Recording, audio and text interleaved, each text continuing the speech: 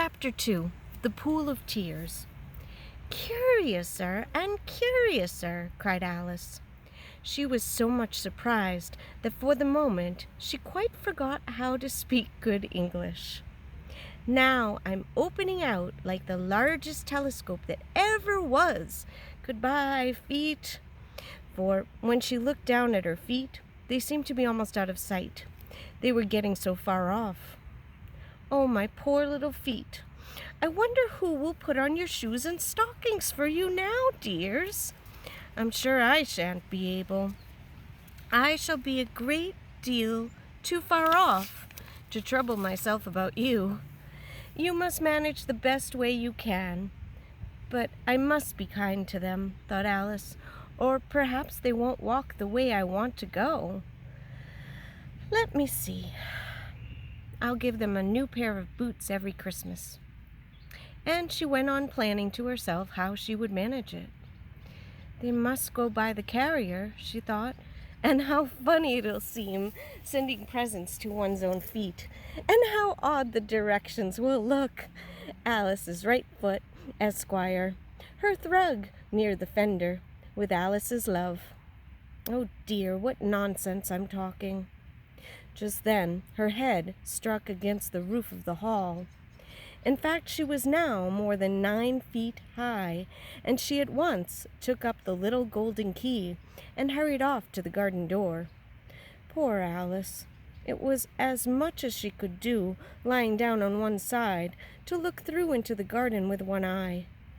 But to get through was more hopeless than ever. She sat down and began to cry again. "You ought to be ashamed of yourself," said Alice. "A great girl like you. You might well say this. To go on crying in this way. Stop this moment, I tell you." But she went on all the same, shedding gallons of tears, until there was a large pool all round her, about 4 inches deep, and reaching half down the hall. After a time, she heard a little pattering of feet in the distance, and she hastily dried her eyes to see what was coming. It was the White Rabbit, returning, splendidly dressed, with a pair of white kid gloves in one hand and a large fan in the other.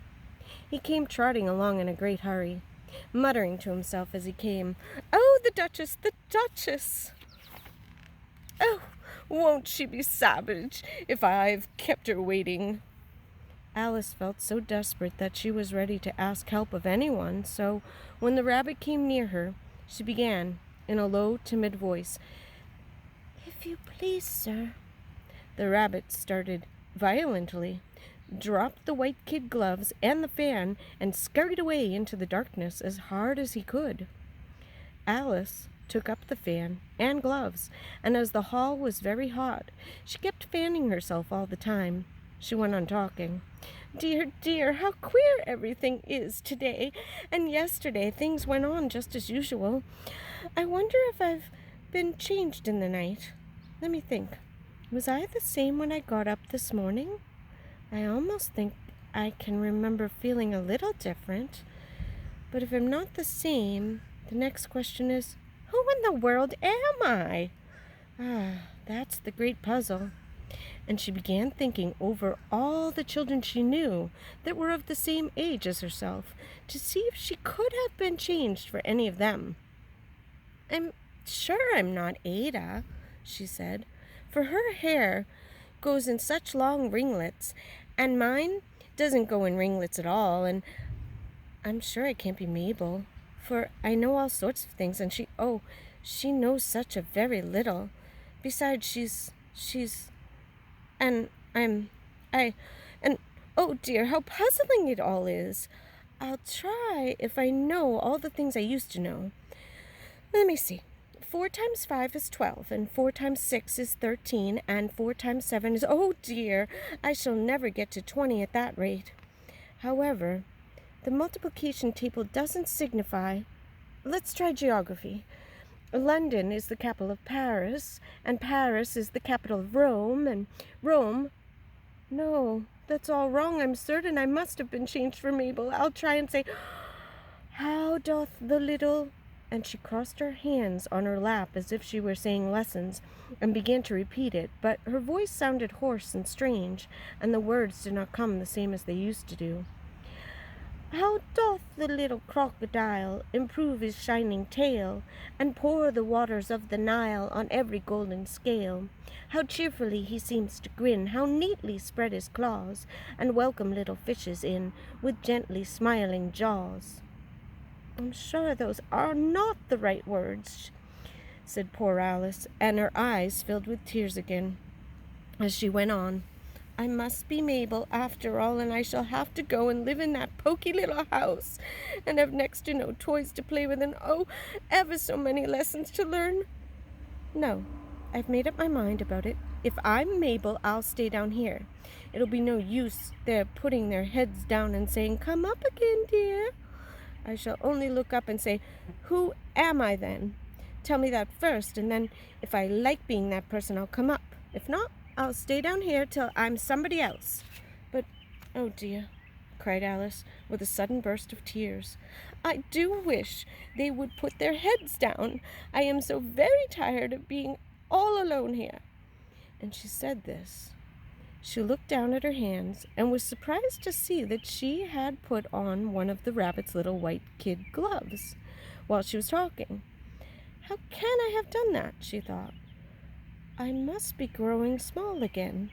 She got up and went to the table to measure herself by it, and found that as nearly as she could guess, she was now about 2 feet high, and was going on shrinking rapidly.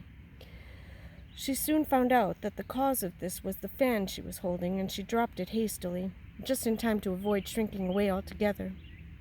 That was a narrow escape, said Alice, a good deal frightened at the sudden exchange, but very glad to find herself still in existence.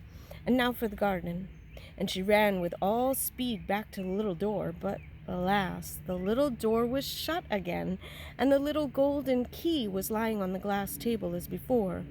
And things are worse than ever, thought the poor child, for I never was so small as this before, never, and I declare it's too bad that it is.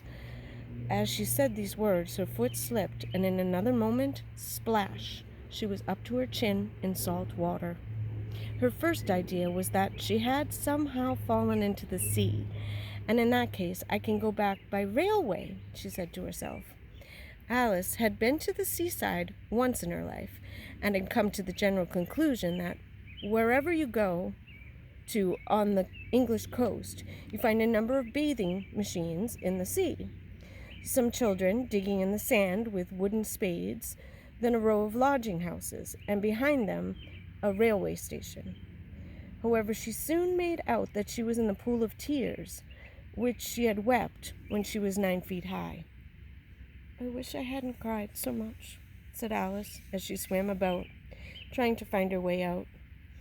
I shall be punished for it now, I suppose, by being drowned in my own tears. That will be a queer thing, to be sure. However, everything is queer today. Just then, she heard something splashing about in the pool a little way off, and she swam nearer to make out what it was. At first, she thought it must be a walrus or a hippopotamus, but then she remembered how small she was now, and she soon made out that it was only a mouse, that had slipped in like herself. Would it be of any use now, thought Alice, to speak to this mouse? Everything is so out of the way down here that I should think very likely it can talk. At any rate, there's no harm in trying. So she began. Oh, mouse, do you know the way out of this pool? I am very tired of swimming about here. Oh, mouse. Alice thought this must be the right way of speaking to a mouse. She had never done such a thing before, but she remembered having seen in her brother's Latin grammar, a mouse of a mouse to a mouse, oh mouse. The mouse looked at her rather inquisitively, and seemed to her to wink with one of its little eyes, but it said nothing. Perhaps it doesn't understand English, thought Alice. I dare say it's a French mouse, come over with William the Conqueror, for with all her knowledge of history, Alice had no very clear notion how long ago anything had happened. So She began again, Où est ma chat? Which was the first sentence in her French lesson book. The mouse gave a sudden leap out of the water and seemed to quiver all over with fright. "Oh, I beg your pardon," cried Alice hastily, afraid that she had hurt the poor animal's feelings. "I quite forgot you don't like cats." "Not like cats," cried the mouse in a shrill, passionate voice. "Would you like cats if you were me?" "Well, perhaps not," said Alice in a soothing tone. "Don't be angry about it. And yes, I wish I could show you our cat Dinah. I think you'd take a fancy to cats if you could only see her. She is such a dear, quiet thing," Alice went on, half to herself, as she swam lazily about in the pool. "And she sits purring so nicely by the fire, licking her paws and washing her face, and she is such a nice soft thing to nurse, and she's such a capital one for catching mice." "Oh, I beg your pardon," cried Alice again, for this time the mouse was so bristling over, and she felt certain it must be really offended. "We won't talk about her any more if you'd rather not." "We, indeed," cried the mouse, who was trembling down to the end of his tail. "As if I would talk on such a subject. Our family always hated cats. Nasty, low, vulgar things. Don't let me hear the name again." "I won't, indeed," said Alice, in a great hurry to change the subject of conversation. Are you fond of dogs?" The mouse did not answer. So Alice went on eagerly. "There is such a nice little dog near our house. I should like to show you. A little bright-eyed terrier, you know, with oh such long curly brown hair, and it'll fetch things when you throw them, and it'll sit up and beg for its dinner, and all sorts of things. I can't remember half of them, and it belongs to a farmer, you know, and he says it's so useful, it's worth 100 pounds. He says it kills all the rats, and oh dear," cried Alice in a sorrowful tone, "I'm afraid I've offended it again." For the mouse was swimming away from her as hard as it could go, and making quite a commotion in the pool as it went.